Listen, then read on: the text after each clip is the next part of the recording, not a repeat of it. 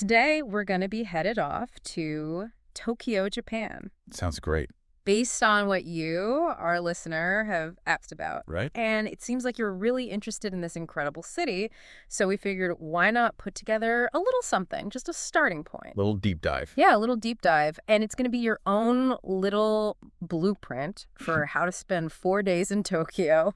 4 whole days. Nice. It is a lot.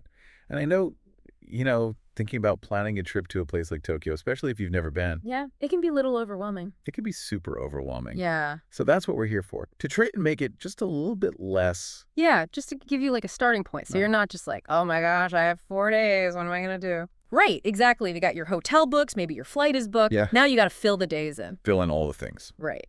So we're going to be looking at sample itineraries, things like that, highlighting all the must-try food, of course. Of course. Got that. Because Japanese food, come on. Yes. The best. We're also going to get into some of those important local customs, how to get around the city, and some clever little ways to save some money along the way. Ooh, saving money's always good, It is always good. especially when you're traveling. Especially in a place like Tokyo, which can get a little pricey. Yeah, a little bit. Especially if you're not careful. All right, so let's just dive right into this thing. Let's dive in. Day 1. We're going to call it culture and tradition. Okay, great. I know, you had mentioned wanting to kind of get a sense of both the modern and the traditional in Tokyo. Right. It's such a cool mix of both of those things. It is. And I mean, day 1, you're fresh off the plane, you're ready to go. So much energy. Why not dive right into the history? Yeah, great idea. So how should we approach that, Well, for that first morning, I think it's really cool to ground yourself in like the history and tradition of Tokyo. And there are a couple of really cool paths we could take. One option is to explore a serene Japanese garden. Oh, nice. Like those are so incredible. They're not just like a bunch of plants. They're like really meticulously designed. It's an art form. Yeah, Yeah. totally. And a lot of times they have like philosophical principles behind them. So they're like really peaceful, and it's like a nice contrast to all the energy of the city. You're already feeling zen just thinking about it. Exactly. And usually you'll find like traditional temples or shrines within them. Oh, wow. Yeah, it's really So cool. you can get like a double dose. You have culture right there. Totally. Like it's Yeah. a chance to just experience a different pace of life Yeah. within the city.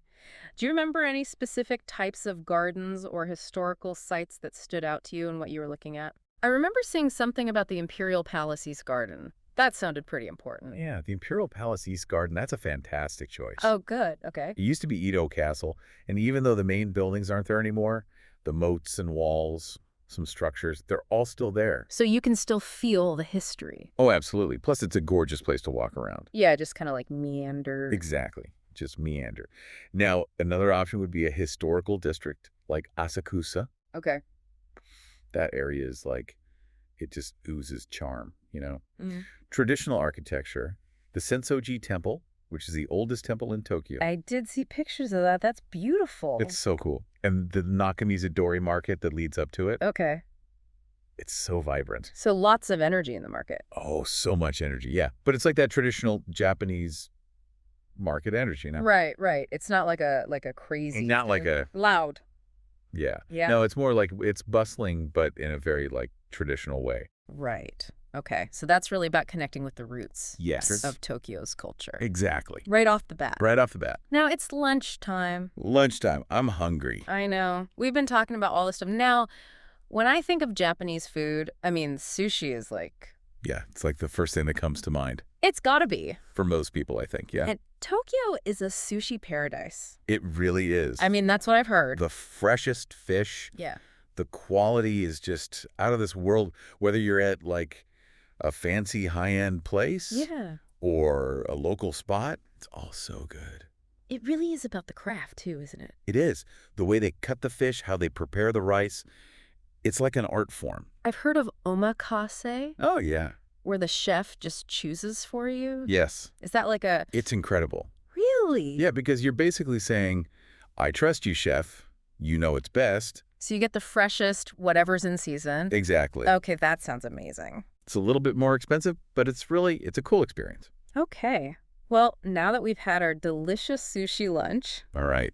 Tummies are full. let's think about the afternoon. Okay, afternoon. What kind of cultural experience are we going for? Mm. A museum.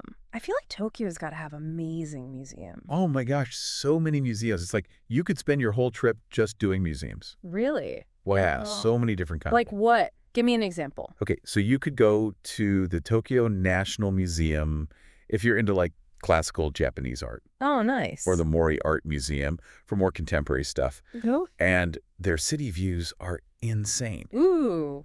Okay, so a double whammy there. Yeah, you get the art and the view. You could even go to the Sumo Museum if you want to learn about sumo wrestling. That's really specific. Yeah, it is, but it's cool. You know what? I would do that. Right. I think it'd be so interesting. Yeah. Or if you want something more hands-on, you could try a traditional craft workshop. Oh, that's a good idea. Maybe like pottery Ooh, I love pottery. or fabric dyeing, something like that. Yeah, that's awesome. I think a craft workshop would be really fun. You get to actually like, Yeah, make something. yeah, connect with it. So what are you feeling museum-wise? I'm thinking the Tokyo National Museum. That sounds like a good one to start with. It does, and you said it has a big collection. Huge collection. Yeah, Okay. so you get a good overview Yeah. of Japanese history Yeah. and art. Okay, perfect. Well, now it's evening. Dinner time. I'm starving again. So Tokyo's known for its amazing culinary scene, but what are we going to do on night one?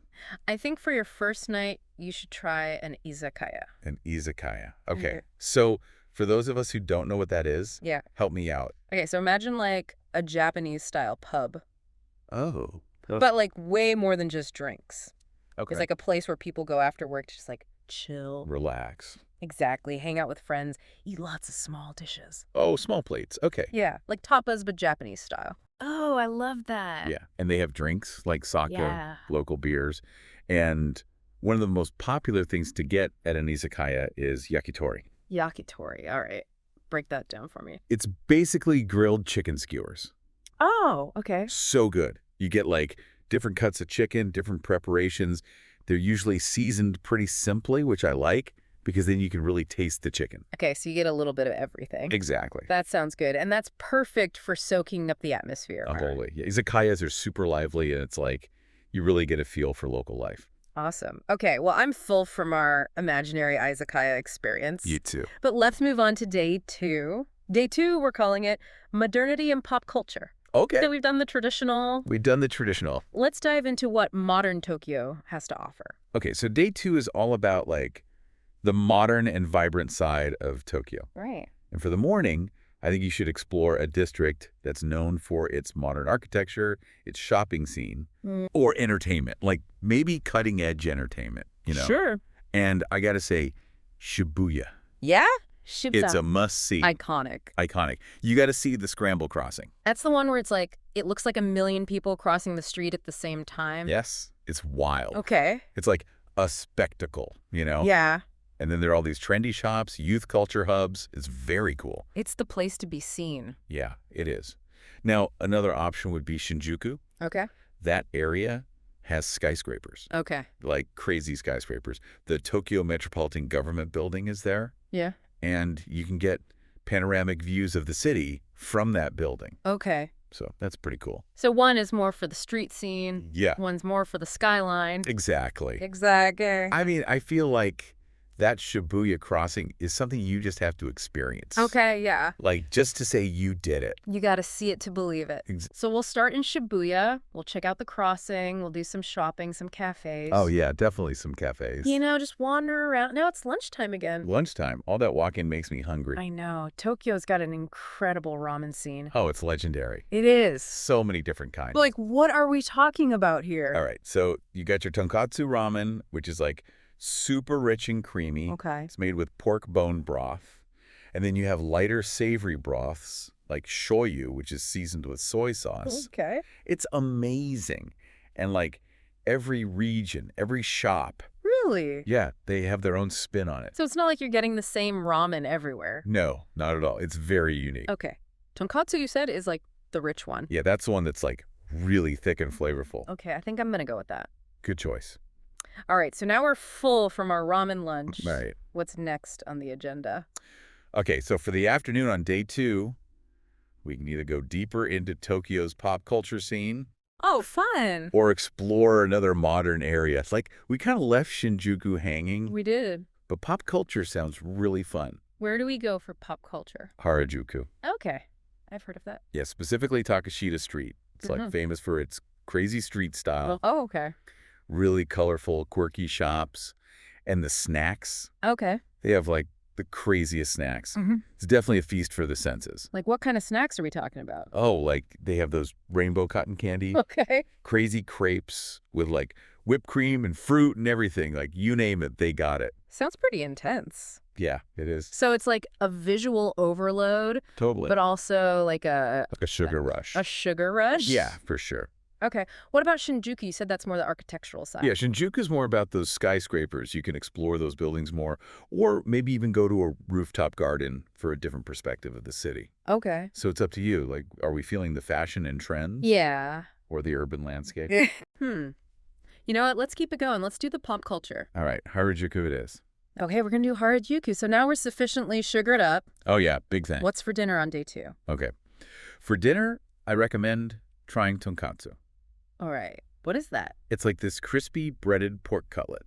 Okay, I've heard of that. Yeah, and it's usually served with shredded cabbage, rice, and this savory sauce. Okay. That's kind of sweet. So it's hearty. Very hearty, very satisfying. Yeah. And you can find it all over Tokyo. It's like a classic. It's a classic for a reason. Okay, I'm into that. Let's go to day 3. Day 3 is local flavors and island inspiration. Ooh, island inspiration. I like that. It does sound pretty inspiring. It does. So let's start with the morning. How should we approach day 3? Okay, so day 3 is a cool opportunity to kind of explore some of the more like local and maybe less touristy parts of Tokyo. Okay, I like that. Yeah. And for the morning, I think you should check out a local market. Oh, fun. Like a farmer's market? Kind of, but maybe a little bit more chaotic. Okay. There's one called Ameya Yokocho Market in Ueno. Okay. It's super bustling. Okay. Lots of energy. You see all sorts of stuff. Fresh produce, seafood, snacks, everything. You can get your souvenirs there? Oh, yeah, for sure. And you can try your hand at bargaining. Ooh. Yeah, it's not always expected, but it's part of the fun. You know? Okay, good to know. Yeah. Now, another option would be a district known for its, like, unique shops Okay. and cafes, like places where you can find those little hidden gems. Oh, yeah, those are the best. Yeah, totally.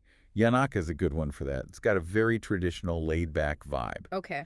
So it's kind of up to you. Do you want that bustling market energy? Yeah. Or more of a chill, relaxed atmosphere? Let's do the market. All right, market it is. We got to get in there and practice our bargaining. Exactly. You'll see local shopping. You might even find some cool snacks or ingredients you've never seen before. Perfect. Now it's lunchtime. Okay, lunchtime. I'm feeling like something a little lighter today. A little lighter. Okay, Yeah. perfect. I think you should try soba or udon noodles. Oh, okay. Soba are those thin buckwheat noodles. They have a slightly nutty flavor. Okay. And udon are thicker, chewier. They're made from wheat, Oh, okay. and they can be served hot or cold. Oh, interesting. Yeah. So hot, they'll be in a flavorful broth. You can get different toppings like tempura, vegetables. Okay. And cold, they come with a dipping sauce, which is really refreshing on a warm day. Okay. They're both super versatile. They're healthy. And there are like tons of specialty shops Okay. dedicated to just soba or udon. Well, you had me at cold noodles. Right. So refreshing. Yeah. Especially if it's a hot day. Okay, so now we're sufficiently noodled up. We are. And it's the afternoon of day 3. Yes. And this is the part of the itinerary that says island inspiration. Okay, yes. Island inspiration. This is one of the coolest things about Tokyo. What is it? Okay, so, you know, Tokyo's more geographically diverse than people realize. Yep. It actually includes this chain of islands in the Pacific Ocean. Oh, wow. Yeah, the Izu and Ogasawara Islands. Okay. And they have their own unique food culture. All right. And like, you know, different dialects in some cases. No way, really? Yeah, it's really cool. And the Tokyo Metropolitan Government, they recognize how special these islands are. So they launched an initiative called Locavore Dining in the Tokyo Islands. Okay. And it's all about promoting the use of local ingredients in the restaurants there. Oh, wow. So it's like farm to table, but Yeah, but island to table. island to table. Yeah. Wow, that's a good way to put it. Right. And they have this annual guidebook Okay. that highlights restaurants on these islands Okay. that are committed to using locally sourced ingredients. Like what kind of ingredients are we talking about? Oh, like fresh seafood, you know, fish that was caught that day. Oh, wow. Unique vegetables that they grow on the islands. Right? even locally raised meats, if that's your thing. It's really about showcasing the distinct flavors of the islands. That's really cool. Are any of these islands easy to get to? Yeah, Oshima is the largest of the Izu Islands. You take a high-speed ferry from Tokyo, and it gets you there pretty quickly. It's famous for its volcano, Okay. Mount Mihara. I've heard of that. Yeah, it's still active, which is kind of cool. And they have a shitaba, which is this nutrient-rich green vegetable Okay. that they grow there. Yeah, wow. And, of course, lots of fresh seafood. Okay, so if someone was going to do one of these islands, Yeah, we're recommending Oshima. I think Oshima is a good starting point. Yeah. It's easy to get to. Yeah. You get the volcano. It's got a little bit of everything. Yeah, exactly. A little bit of everything. So we're not going to do it on this trip, our 4-day trip. Right. It's something to think about for the future. Definitely for a future trip. Yeah. Maybe add a couple days onto your itinerary. Yeah, exactly. And check it out. So it's dinner time on day 3. We're back on the mainland. All right. Back in the mainland. But how can we incorporate this, island inspiration that we've been talking about? Okay. For dinner, I suggest okonomiyaki. All right.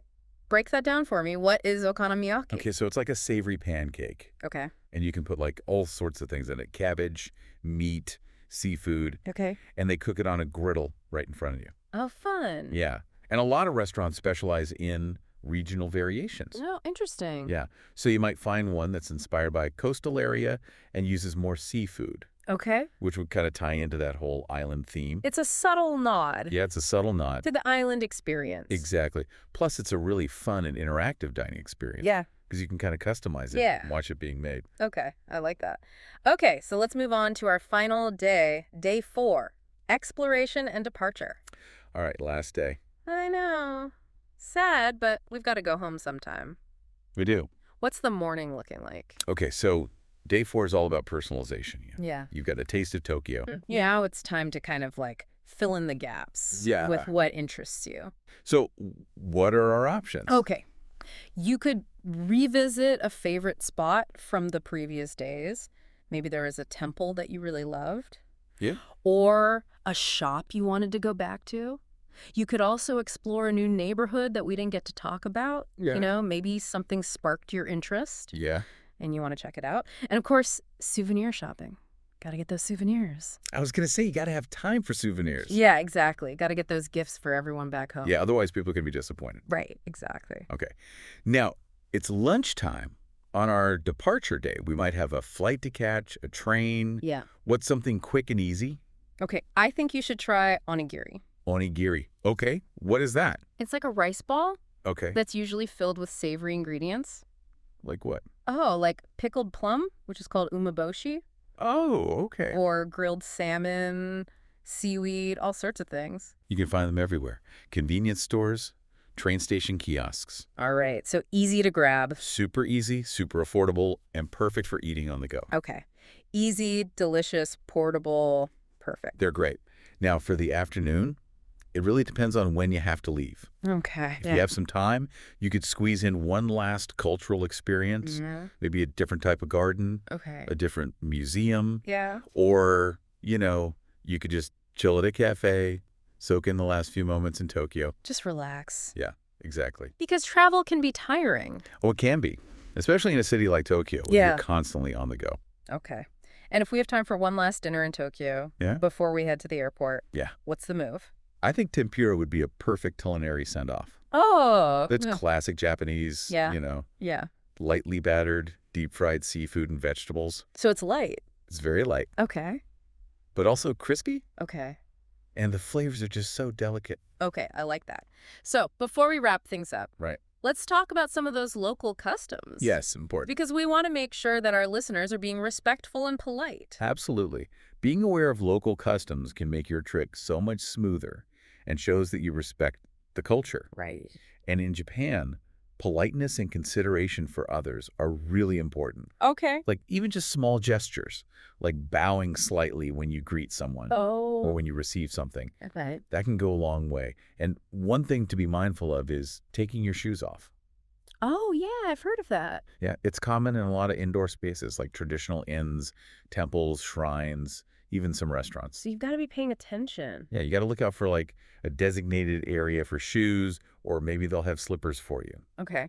So no walking around inside with your outdoor shoes. No, that's considered impolite. All right, good to know. And even though you might not be going to a traditional bathhouse, which is called an onsen, there's this guide to Japanese bathing etiquette that actually gives you a good idea of the etiquette in Japanese culture in general. Okay, interesting. Yeah, it's all about cleanliness and being considerate of others, like being quiet on trains, waiting in line properly. Okay. It's all connected. Right. So even if you're not planning to do an onsen, Right. it's worth checking out. Yeah, it'll give you a good insight Yeah. into Japanese culture. Okay.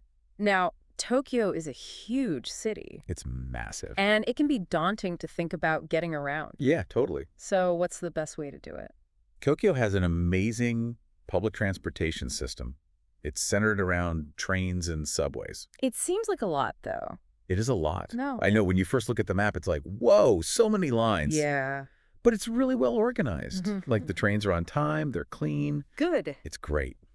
And I highly recommend getting a rechargeable travel card. Oh, okay. They're called Suka or Pasmo cards, and you can use them on all the trains, buses, even in some convenience stores and vending machines. So it's like an all-in-one card. Yeah, it's super convenient. Okay. And we don't have to worry about figuring out tickets for each ride. No, you just tap and go. Perfect. What about taxis? Are they expensive? They are a lot more expensive Okay. than public transport, especially if you're going a long distance. Right. They can be useful for short trips or if you're with a group and you can split the fare. Yeah. But honestly, the trains and subways are so efficient. Okay, so stick to public transport. Yeah, for the most part. Now, are there any things that our listeners should try to avoid to make their trip smoother? You know, to avoid any potential hiccups? Yeah. Yeah, definitely. So Yeah. the train stations, especially during rush hour, they can get really crowded. Oh, I can imagine. Yeah. So give yourself extra time to navigate them. Okay. Don't be afraid to look at the maps. Ask for help if you need it.